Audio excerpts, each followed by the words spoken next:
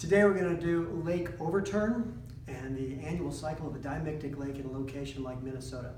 A couple of key things you want to take away from this lecture are what is pollution in a freshwater ecosystem. That's extremely important and can't really be appreciated unless you understand the role of all of these parts we're going to talk about in a freshwater lake ecosystem. And primarily that pollution is fertilizer, which is runs off of agricultural fields into waterways and into a freshwater lake. This is a freshwater lake profile.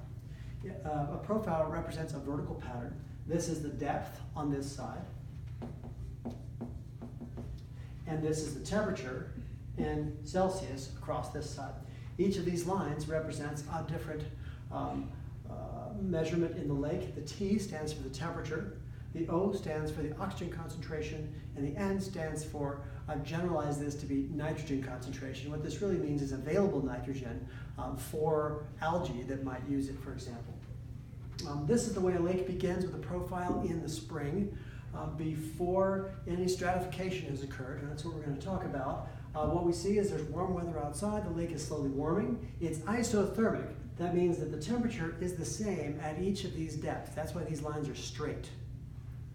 It's mixing, which means if I wanted to draw the water current in here, I could show it like this. The lake is mixing because the wind blows across the top and that water sinks on one side, pushes water back up on the other side. The water is isothermic, so it can easily mix. It's all the same density. That's going to change if the top layer of the lake gets warm and the lake becomes thermally stratified. Okay, so as this lake warms, we can show that the temperature increases by moving the temperature line this way. And it keeps moving to the right, to the right, to the right as the lake warms. Then we move into early summer. In early summer, there will be a few weeks of very hot weather without a lot of wind. When that occurs, the top layer of the lake here will become warm water. Now, warm water is lighter than cool water for most of the range of temperatures, and so it will float on the surface. It's a lighter density. It doesn't mix with the water below. Now, even once the wind blows, you can get circulation, but it will only circulate within this epilimnion area. And you can feel this in a lake when you jump in the summertime, you push down deep in the water and your feet will touch ice cold water down there. It's a heavy pool of cold water we call the hypolimnion at the bottom of the lake. Now what's important is that these layers are not mixing, so we're going to get an uneven distribution of nitrogen and an uneven distribution of oxygen. Also labeled here is the thermocline, of course, which is the depth at which the temperature of the water changes the greatest most quickly with the depth. All right? We've also got the three layers that I've labeled. In this case, what's going to happen is that what I like to call it organic snow, but it's bits and pieces of fish and fish poop and half-eaten organisms and dead algae, right? Those things are going to slowly sink to the bottom. Gravity is going to pull them down. And once they hit the bottom, they're not going to come back up, right? Because the lake is not mixing. So we can see that nitrogen is accumulating at higher concentrations at a lower depth. Oxygen breaks down. Oxygen is used up by bacteria in this example, okay, at depth. So that decomposition uses up the oxygen in the water, and that results in a decrease in the oxygen concentration deep in the hypolimnion.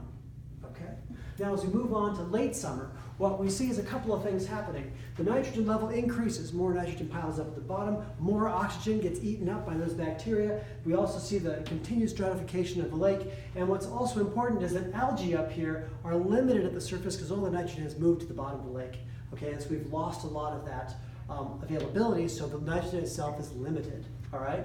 Now, as we move on to the late fall, what's going to occur is the temperature is going to drop. And I've tried to draw that up here by showing that at the surface of the lake it's cooling, and it cools all the way here until the temperature goes isothermic. And when it does go isothermic, the lake then is free to mix. So what will occur is the nitrogen and the oxygen, the lake will overturn, we call it, not to be confused with the pastry of turnover. The overturn, right, means we mix all this. That anoxic water comes up off the bottom to the top. If there's a lot of nitrogen put into this lake in the form of extra fertilizer onto crop plants or effluents from sewage treatment plants, that material will make a whole bunch of anoxic layer, and that anoxic layer can cause the fish to suffocate and be killed. At the same time, the nitrogen that comes off the bottom will fertilize the algae at the top and cause an algal bloom. So a lake could turn bright green and all the fish could die at the same time in an overturn. After overturn, the lake begins to cool isothermically, and we can watch this temperature line move down like this until it gets all the way down to 4 degrees. When it gets down to 4 degrees, the lake is at the same density at 4 degrees, and that's the maximum density of water, so colder water gets lighter. Now notice all through this, nitrogen, oxygen, these are both isothermic, right? And then what we get is a stratification right here at the very top layer, where the top coldest water floats on top of warmer water when the entire lake is at 4 degrees.